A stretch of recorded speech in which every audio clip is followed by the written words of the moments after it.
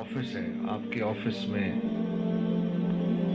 کوئی آدمی انٹر کرتا ہے، باہری گارڈز بیٹھے ہیں، پہلا سوال پوچھتے ہیں بھائی آپ یہاں کیا کرنے آئے، کیا کام؟ اب اگر یہ آنے والا آدمی یہ کہے کہ مجھے آئیڈیا نہیں میں کیوں آیا ہوں یہاں پر، تو یہ آدمی سیڑھیوں سے اوپر بھی نہیں آ سکتا کہ بھائی یہ یہاں کو مذاق ہو رہا ہے، تمہیں یہی نہیں پتا تم یہاں کیوں آئے ہو؟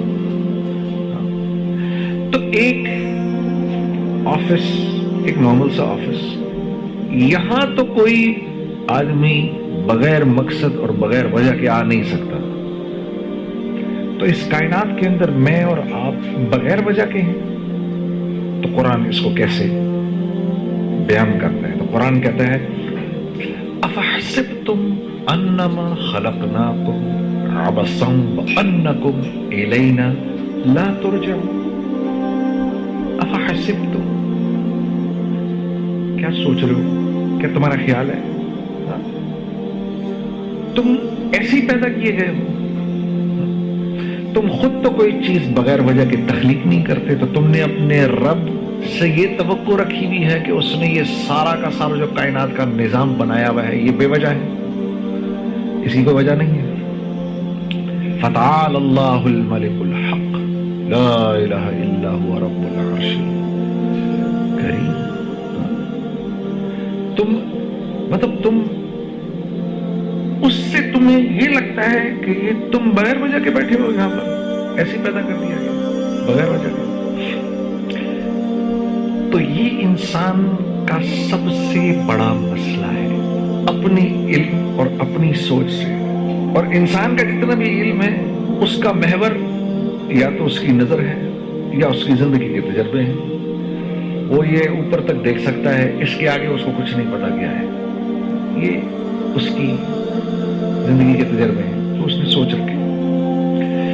جہاں انسان کی سوچ اپنے اختتام کو پہنچتی ہے اس جگہ سے وحی کا علم شروع ہوتا ہے، جہاں اس کی لاجک اللاجیکل ہو جاتی ہے وہاں سے وحی کا علم شروع ہو جاتا ہے۔ اب اگر رسول اللہ صلی اللہ علیہ وسلم ہمیں نہ بتاتے تو ہمیں زندگی پر نہ پتا چلتا کہ ادھر دو کرامن کاتبین بیٹھے ہوئے ہیں، دنیا کی کوئی لاجک یہ پروو ہی نہیں کر سکتی لیکن بیٹھے ہوئے ہیں۔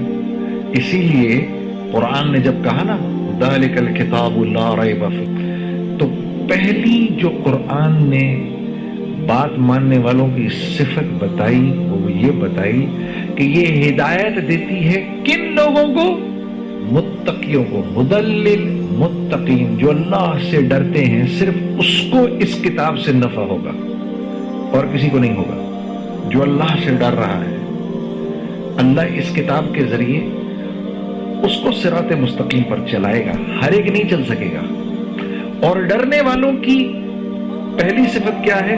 الذین یؤمنون بالغیب، یہ غیب کی باتوں پر ایمان لاتے ہیں، جن باتوں کو انہوں نے دیکھا نہیں ہوتا، غیب کی باتیں پر ایمان لاتے ہیں۔ یہ غیب کی باتیں ہمیں کس نے بتائیں؟ رسول اللہ صلی اللہ علیہ وسلم۔ انہوں نے بتایا ادھر کرامن کاتبین بیٹھے ہوئے، مجھے تو نظر ہی نہیں آ رہا۔ انہوں نے مجھے بتایا ہے کہ وفی السماء، مجھے ان کے ذریعے پتا چلا قرآن کہہ رہا ہے وفی السماء رزقکم وما توعدون، میرے بندو تم سے جس رزق کا وعدہ کیا گیا ہے وہ رزق دنیا میں نہیں ہے، دنیا سے اس کا کوئی تعلق نہیں، وہ آسمانوں سے آ رہا ہے۔ وفی السماء رزقکم وما توعدون، تم سے جس رزق کا اللہ فرما رہے میں نے وعدہ کیا ہے اس کا تعلق زمین، پتھر، سونا، چاندی، زراعت، کاشتکاری، سورج، چاند، ستاروں، پہاڑوں سے نہیں ہے، بلکہ یہ ہم آسمانوں سے اتارتے ہیں تمہارے لیے۔ لیکن مجھے تو سب کچھ یہاں سے ہوتا ہوا نظر آ رہا ہے، مجھے تو یہ نظر آ رہا ہے کہ میری پیسے ہیں تو میرے کام بنیں گے، پیسے نہیں ہیں تو میرے کام نہیں بنیں گے۔ مجھے تو یہ نظر آ رہا ہے کہ میری یہ نوکری گئی تو میں تو تباہ و برباد ہو جاؤں گا، یہ نوکری میں چلتا رہوں گا تو ٹھیک چلتا رہوں گا، میری زندگی بنی رہے گی۔ مجھے تو یہ نظر آ رہا ہے نا، یہ ساری چیزیں مجھے نظر آ رہی ہیں، اس لیے میری زندگی کا ایک ایک لمحہ ان کے گرد گھوم رہا ہے، چیزوں کے گرد گھوم رہا ہے، اسباب کے گرد گھوم رہا ہے، حالانکہ یہ صرف اور صرف پیالے ہیں جن میں رزق ڈالا جاتا ہے۔ تو دراصل میں پیالے کی خدمت میں لگا ہوا ہوں، جو اس میں رزق ڈال رہا ہے اس سے میرا کوئی تعلق نہیں۔ تو جو یہ زندگی گزارے گا تھوڑے دنوں کے بعد پھر اللہ کی طرف سے اس پر حالات آنا شروع ہوں گے۔ یہ جتنی قومیں تباہ ہوئی تھیں یہ اپنی چیزوں میں گم ہو کے تو تباہ ہوئی تھیں۔ جیسے اقبال نے نہیں کہا کافر کی یہ پہچان کہ آکاش میں گم ہے، مومن کی یہ پہچان کہ گم اس میں ہے آکاش۔ آکاش میں گم ہے، دنیا میں گم ہے، یہیں سے ہوگا سب کچھ، اسی پیسے سے ہوگا۔ اب کیونکہ پیسے سے ہوگا تو پھر میں نے اس بات کی پرواہ نہیں کرنی کہ یہ پیسہ کیسے آئے گا میرے پاس، کیونکہ ہوگا تو پیسے سے۔ ہاں یہ کیسے آ رہا ہے اس کی فکر تو میں تب کروں گا جب مجھے اس بات کا احساس ہوگا کہ بھائی اس پیسے سے میری زندگی نہیں بنے گی، یہ پیسہ تو کاغذ کا ٹکڑا ہے، اس سے تو صرف ہوتا ہوا نظر آ رہا ہے، کرنے والی ذات کس کی ہے؟ اللہ کی۔ اس کو کہتے ہیں لا الہ الا اللہ۔ ریت کا ذرہ رکھتا ہے، ان کی اتنی حیثیت بھی نہیں ہے، کرنے والی ذات اللہ کی ہے۔ تو پھر میں کیوں اللہ کے حکم کو توڑوں؟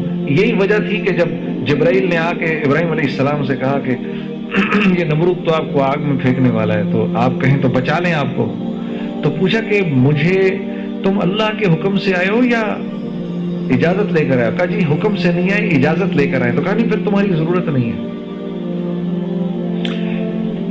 پھر تو تم بھی نہیں بچا سکتے۔ حسبنا اللہ ونعم الوکیل ونعم المولا ونعم النصیر، یہ ان کے الفاظ تھے۔ یہ کہا کہ جب اس نے ان کو منجنیق سے پھینکا تو چلے گئے ہوا کے اندر۔ انہوں نے کہا لوگوں کو کرنا چاہیے۔ تو جو ایسا اپنے اندر ایمان رکھتا ہے، جس کی یہ سوچ ہوتی ہے کہ کریں گے تو اللہ کریں گے، پھر اللہ اس کی مدد ایسے کرتے ہیں جیسے ابراہیم علیہ السلام کی کہ براہ راست حکم دیا آگ کو، یا نار، اے آگ کونی بردم والسلام علی ابراہیم۔ وہ آگ کہ جس کے اوپر سے پرندہ بھی نہیں جا سکتا تھا، وہ آگ اتنی ٹھنڈی ہو گئی کہ ابراہیم علیہ السلام کو سردی لگی ایک دم سے، تو فرمایا سلامتی والی، تو پھر تھوڑی گرم ہو گئی۔ اور شولوں نے یوں اوپر ایسے آسمان پہ سے ان کو وہیں سے پکڑا، یوں گھما گھمو کے نیچے لے کر آئے۔ جو یہ رسیاں لگی تھی ان کو تو جلا دیا، ایک بال بھی یہاں سے نہیں جلا۔ اللہ نے جبرائیل کو بھیجا، اس نے پر مار کے وہیں پر آبشار اور وہیں پر پانی اور وہیں پر باغ اور تخت۔ اللہ رب العزت یہ بتانا چاہ رہے ہیں جو میرا بن کے چلے گا میں اس کی چیزوں کے بغیر مدد کروں گا۔ اور یہ امتحان کب تک ہے؟ موت تک۔